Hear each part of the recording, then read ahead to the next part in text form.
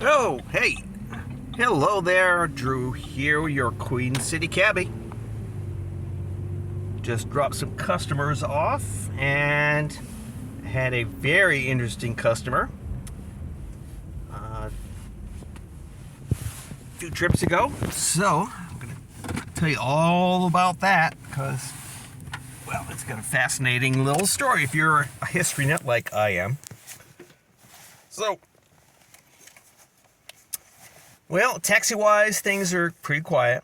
To go along with the Biden economic depression, business is down. Not getting very many customers. Nope. Yeah, Bidenomics.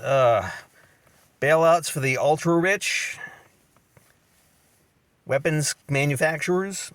Right? Real estate speculation. Yep. And that ties into the issue of what I'm going to talk about, which is vanished civilizations, right? Yeah. So, I can't give too many of the details. I'll just the general things because, okay, so I picked up this guy down on the coast, right? He's kind of a regular, so I talked about one of his neighbors. He lived a very short distance.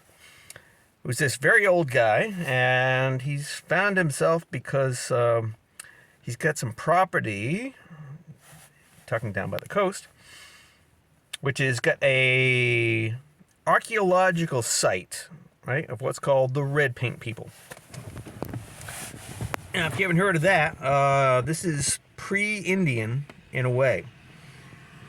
The period there they talk about immediately after the Ice Age receded, about 11,000 to 3,000 years ago, right? You know, don't think about the Gregorian calendar we think of, right? Which is BC and before the Common Era, right? And Common Era, BC, BCE, right? Yeah, it's Gregorian calendar. So ignore that.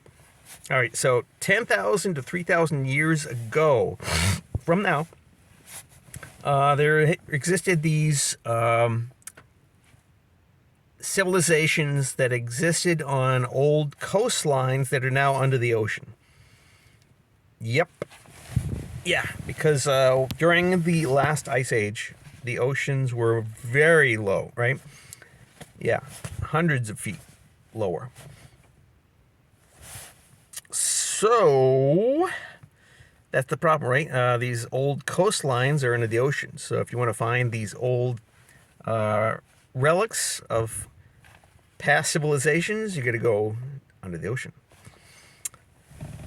So, but we have this archaeological site at this location, and the last time some work was done was back in the 90s. And nothing can be done because the land is held by a trust. So, because I asked the guy, wow, can I go talk to the landowner and go check it out? And he said, can't do anything.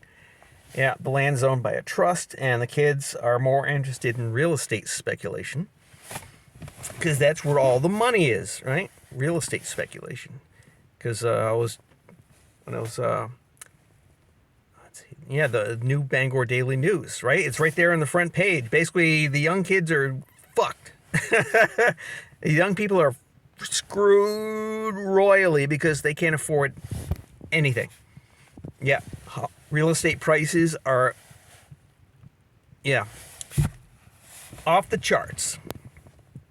So, basically, if there's no future for your future generations, basically, your civilization is going to vanish. Just like these old red paint people. Because their burial sites are all characterized by this red material, right? Yeah. And he described very unusual tools, right? Yeah. That essentially impossible for what Columbus found, right? At that period, these hunter-gatherer civilizations that Columbus found when he and his contemporaries showed up on the North American continent. So, boy, does this bring up all sorts of questions. But they can't figure it out because they're stuck with this model set forth by this guy, Henry Louis Morgan. He's like the guy who, dominates things like, what's that big, that's not Sanford, but Smithsonian, right? Yeah, it's all civilizations came across the Bering Land Bridge. Yep. Back during the last ice age, when there was a land bridge, right, an ice bridge between North America and Asia.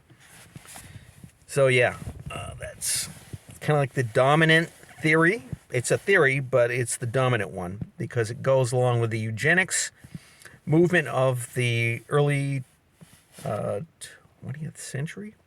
Yeah, right, when there was this just fanatical belief in the superiority of the white race, or the Aryan myth, right? That became very prominent during the Nazi period. But this stuff, the British were into this, and these families connected with the British Empire, right, that were involved in all their nefarious enslavement operations, right? So, I guess that's about it. All right, so this is Drew here in Bangor, talking about archaeology, and I'm driving a taxi. Man, what a life. So, thanks a lot. Bye-bye.